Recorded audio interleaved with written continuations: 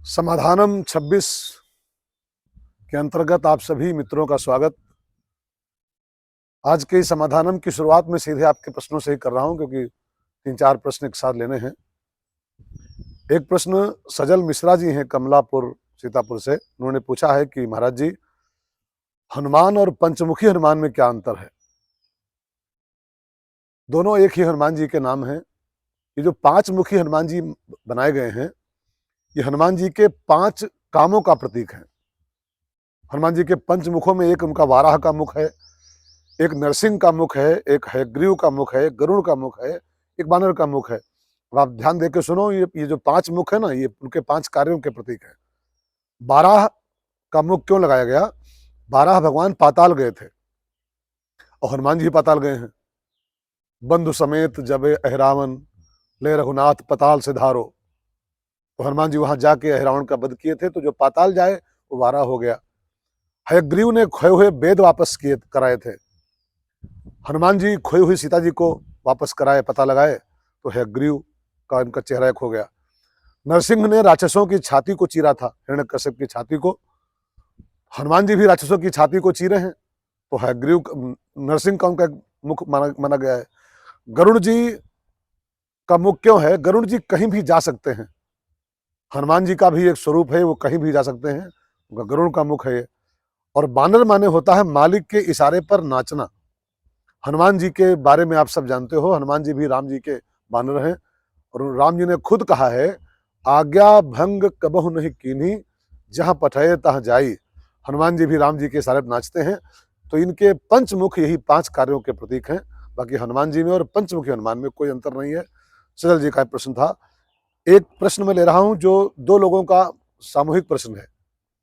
हमारे एक अभय भैया हैं मुजफ्फरपुर से, और प्रभात मंडल हैं मलकानगिरी 81 से। इन दोनों का लगभग सेम प्रश्न है कि जब हम भजन करने बैठते हैं तो मन संसार की ओर जाता है, भाग भाग करके बार बार। तो इसके लिए कुछ उपाय बताइए। कोई उपाय नहीं है इसका, क्योंकि हमारा आपका मन जो है ये जन्म जन्म का अभ्यास है इसको संसार की ओर भागने का। तो जन्मों का अभ्यास है, तो अपना काम वो कर रहा है। बस आप भजन में बैठो, भजन में आप बैठे हो, मन को भागने दो। जैसे कोई चपरासी अपने सेठ के द्वारे पर ड्यूटी पर बैठ गया लाठी लेकर के। अब उसका मन चाहे जहां जा रहा हो, उसकी तनख्वाह पक्की हो रही है। ऐसे ही हम भजन में बैठे, मन अपना काम करता रहेगा, वो कभी न कभी लौट के आएगा। अभ्यास जब हो जाएगा तो लौट के आ जाएगा। बस आप भजन करिए, मन को लेके बहुत चिंतित मत होइए। मन का अपना काम है, हमारा अपना काम है। एक प्रश्न बहुत प्यारा सुनील कपूर जी का आया है आज कि महाराज जी, अक्सर पति पत्नी में तकरार होती रहती है। वो कहती हैं कि होई है सो जो राम रच राखा, और मैं कहता हूं कि भावी हूं मेट सकें त्रिपुरारी। तो जरा समाधान करो जिससे हमारी तकरार खत्म हो जाए आपस की। तो आप कपूर साहब बहुत ध्यान देकर सुने। आपकी पत्नी जो कह रही है वो भी बहुत यथार्थ सत्य है। और आप जो चौपाई पकड़े हो, मैं आपकी पत्नी पक्ष में नहीं हूं, लेकिन आप जो चौपाई पकड़े हो आधी पकड़े हो। पूरी चौपाई ये है, जो तप करे कुमारी तुम्हारी, तब भावी मेट सके त्रिपुरारी। जब हम तप करते हैं ना, तब भावी माने होता है भाग्य, वही कर्म का फल भावी। जब हम तप करते हैं तब वो कर्म का फल मिलता है। तप माने क्या होता है? तप माने स्वेच्छा से कष्ट का वरण करना। जैसे एकादशी का व्रत या शिवरात्रि का व्रत आज है सबका, तो कोई पाबंदी नहीं है कि आप आलू खाओ, कोई पाबंदी नहीं कि आप चाय पी के रह जाओ, लेकिन हमने स्वेच्छा से इस कष्ट का वर्ण किया है। देखिए, पाप कर्म का फल कष्ट मिलना ही था। ध्यान देकर समझेंगे। भावी माने हमारे कर्मों का फल बनता है, उसको भावी कहते हैं। तो पाप कर्म का फल कष्ट हमको मिलना ही था। हमने तप करके, उपवास करके उस कष्ट को स्वयं सह लिया। और जब कष्ट को स्वयं सह लेते हैं तो हमारे जो भावी, हमारे जो कर्म के फल होते हैं वो मिट जाते हैं। ऐसा हमारे संतों की मान्यता है। तो भावी माने भाग्य, कर्म का फल, लेकिन कब मिटेगा? जब जो तप करे कुमार तुम्हारी। कष्ट हमको जो मिलने थे हमने स्वयं सह लिए, तो वो कष्ट मिट जाते हैं, हमारे कर्म कट जाते हैं। ये इसका चौपाई का अर्थ है। आपकी पत्नी भी सही है और आप भी सही हो। इसमें लगाओ, जो तप करे कुमार तुम्हारी। बिना तप के नहीं कर्म करते हैं।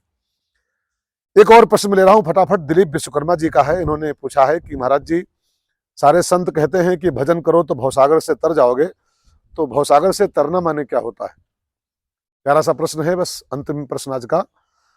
भव माने होता है संसार, भव कहते हैं संसार को, और भव तरना माने, भवसागर से तरना माने संसार सागर से पार होना। और संसार सागर से तरने का अर्थ क्या है? आवागमन से मुक्त होना। संसार में फिर हमको आना नहीं है, यहाँ से जाना नहीं है, फिर किसी माँ के गर्भ में आए, फिर मरघट में जाएं, इसको बोलते हैं आवागमन। और इससे हम मुक्त हो जाएं, इसको बोलते हैं भवसागर से पार हो जाना। रामायण में लिखा है, जनमत मरत दुसह दुख होई। बार बार जन्मोगे, बार बार मरोगे, ये असहनीय कष्ट होता है जन्म और मरण के फलस्वरूप। तो जन्म मरण से मुक्ति हमारी हो जाए, आवागमन से मुक्ति हो जाए, इसको बोलते हैं भवसागर से तरना।